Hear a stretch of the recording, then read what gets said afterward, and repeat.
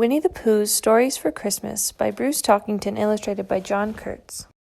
Stuck on Christmas.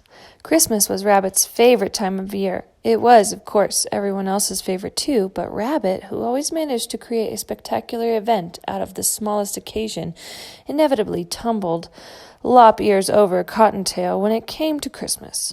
There was simply no ignoring old Long Ear's pre-Christmas frenzy. Everything had to be perfect, more than perfect, if that were possible, and when it came to Rabbit and Christmas, nothing was impossible. On the day before Christmas, Rabbit could produce a large scrap of paper which had seen almost as many Christmases as Rabbit himself, entitled Christmas Lists, or Things That Need to Be Done, Undone, Done Over, or Overdone Before Christmas, written by me. And on the bottom of the paper, right under me, he'd written Rabbit in his very best handwriting. This wasn't because Rabbit didn't know who me was. He recognized his own handwriting, but everyone knew that a list, which was any sort of list at all, simply must have a name written on the bottom in very neat handwriting. And why not mine? Rabbit whispered to himself, proudly as he did every year when he brought out the list. It's my list, after all. Now let me see, mused Rabbit, reading carefully. Dirt banished, grime expelled, and dust bunnies on the run. Check. Rabbit made a huge check mark in the appropriate place on the page with his pencil. Then he read the next item. Goodies prepared, tasted. He smacked his lips happily at the remembrance of his task, and packed into Christmas presents for anyone with good taste to think my treats taste good, which is everyone. He made another self-satisfied check. Tree potted and ornamented. He continued, making another check mark as he smugly surveyed the meticulous decorations on the tree tucked comfortably in a corner. Doodads looking dandy, Rabbit confirmed, surveying the ceramic carrot candle holders on the mantel, where candles were kept burning all of Christmas night so Santa wouldn't have any trouble finding the stocking to stuff full of presents.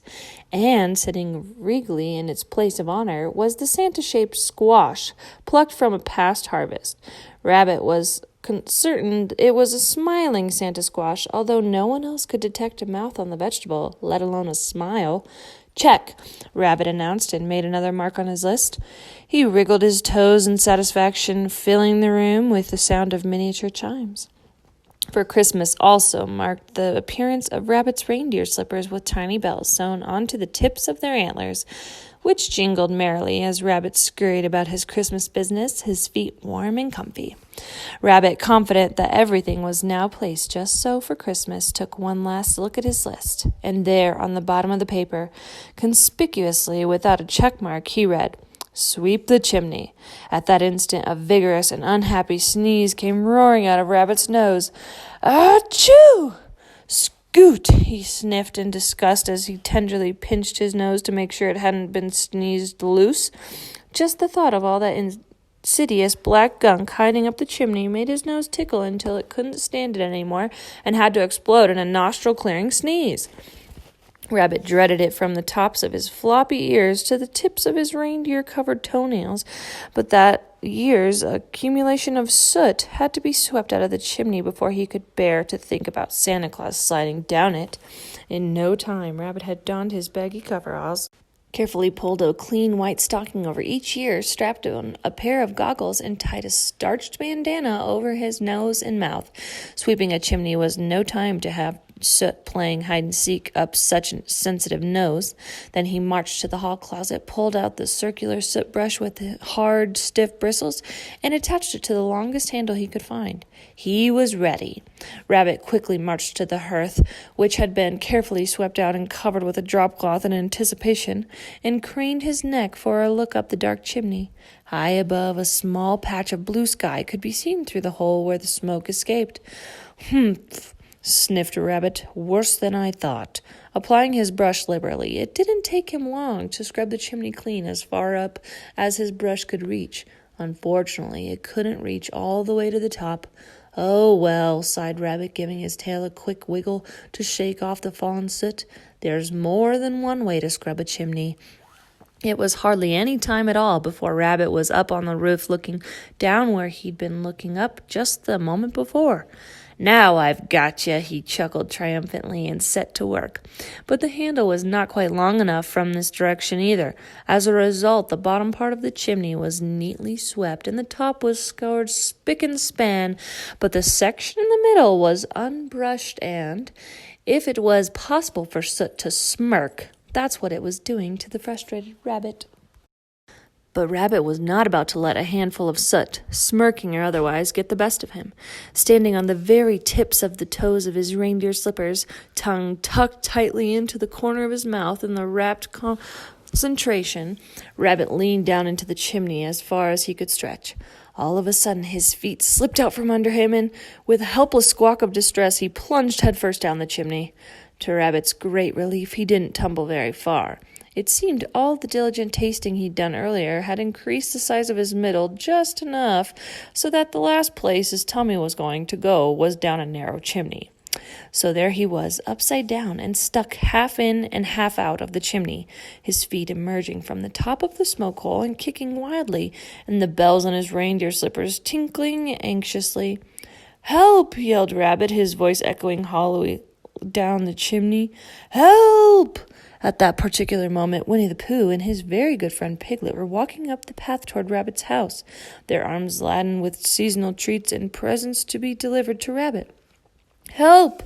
boomed Rabbit's voice once again, stopping the startled Pooh, Bear, and Piglet right in their tracks.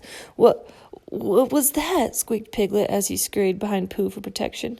"I believe," replied Pooh, looking up thoughtfully, "it's that person standing in Rabbit's chimney, waving those reindeer mittens at us." Piglet peered cautiously out from behind Pooh for a look. "Oh, dear," uttered Piglet with a small gasp. "Rabbit's stuck upside down in his chimney." "Upside down?" responded Pooh, taking a closer look. "It looks like his downside is up to me." "I think that's the same thing, Pooh," suggested Piglet. "Poor Rabbit," moaned Pooh. "They both appear to have happened to him at the same time, haven't they? His upside-downing and all that." Piglet and Pooh hurried to Rabbit's fireplace and looked up the chimney. It was impossible to see anything because the stuck rabbit was preventing any light from shining down into the chimney. "Don't worry, Rabbit," called Pooh reassuringly. "I'll be right up." "Stop!" yelled Rabbit. "Don't come up, Pooh. Get me down." Pooh Bear scratched his head thoughtfully. "Don't I have to go up first?" he asked Piglet. "To come down last?" "I don't know, Pooh," answered Piglet with a mournful shrug. "Good," smiled Pooh. "I always have the best ideas when I don't know what I'm doing." Without a moment's delay, Pooh shoved himself up the chimney and began to climb. Despite a great deal of wheezing and not a few grunts, Pooh didn't make much progress past his own ample middle. Piglet watched Pooh's kicking and scrambling feet hopefully, but they proceeded no further up the chimney. "Ah," came Pooh's voice, "I seem to be stuck." "Why, Pooh, the chimney's too tight," Piglet called up to him. "You found the problem." "I have?" Pooh answered in a delighted surprise. "Wonderful," sniffed the exasperated Rabbit. "Now what?"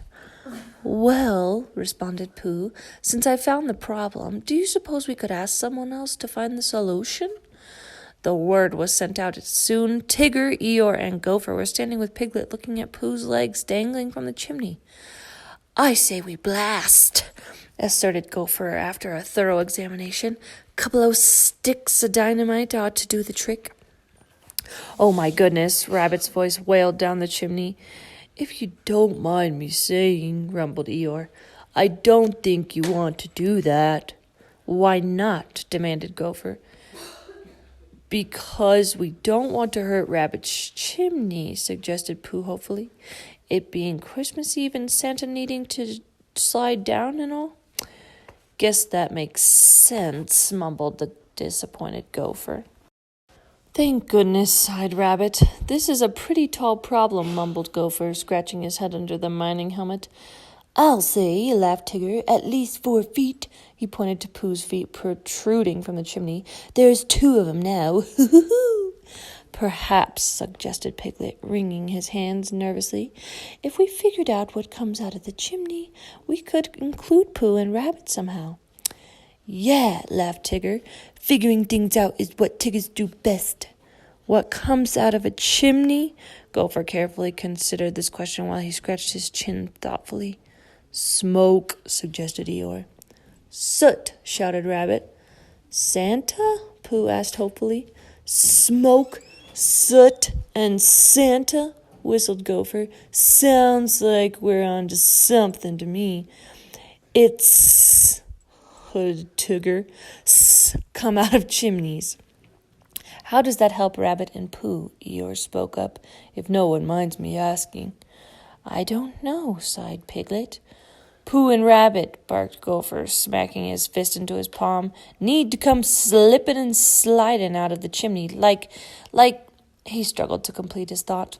Rabbit, who had been listening to this conversation so intently that he hadn't noticed that the handkerchief over his nose had slipped, suddenly found himself with a nose full of soot and unexpectedly produced a mighty sneeze. Achoo! The force of the explosion popped Pooh out of the chimney and left him sitting thoughtfully in the fireplace. Like a sneeze out of a nose, Pooh suggested hopefully to his startled friends. There was a shocked silence. Then everyone except Rabbit, who wasn't at all certain of what was taking place, shouted it in unison. Sneezes! Rabbit responded with a hesitant, bless you, which was one seemed to notice. All we need is a little seasoning, laughed Gopher. Before Pooh and Rabbit could ask any questions, Gopher was standing in the fireplace holding a handful of pepper, while Tigger stood prepared to blast it up the chimney with a pair of hand bellows. Let her rip, Gopher ordered Tigger as he held his nose with his free hand. Tigger squeezed the bellows, and with a loud wheeze, a stream of air dispersed the pepper up into the chimney. Barely any time had elapsed before Rabbit emitted the biggest sneeze of all. Achoo! This explosion blew Rabbit up and out of the chimney, spun him in midair, and dropped him back down into the chimney so hard that not even Pooh's middle, let alone Rabbit's, would have stopped his descent this time. Yow! Squealed Rabbit as he plunged down the dark chimney, completely clearing it of soot. Pooh, wanting to make quite certain that all was going according to plan, he didn't recall exactly what the plan was, but he knew there was one. Picked that instant to look up the chimney. It was just in time. Rabbit made a soft landing on his furry friend in a shower of the remaining soot. Achoo! Said Rabbit. You're very welcome, replied his friends. Later, after all the spilled soot had been swept far, far away, the friends sat before a cozy fire in the spotless hearth, sipping mugs of cocoa and waiting for the sleep that comes before the arrival of Santa and Christmas morning. Rabbit sighed contentedly. It will be wonderful to see what Santa brings, but I think I've already had the very best Christmas present I could have. A clean chimney? Piglet guessed. No, smiled Rabbit. The help of my very best friends in solving quite an embarrassing problem. Don't be embarrassed, bunny boy, said Tigger reassuringly. That's what friends are for. And what Christmas is for, too, added Eeyore, when you get right down to it. That's right, chuckled Pooh. There are so many very nice things on Christmas that it's a holiday difficult not to be stuck on one way or another. Rabbit smiled wryly and put his arm around the bare little brain. Thank you, Pooh. Merry Christmas. Merry Christmas, Rabbit, responded Pooh happily. The end.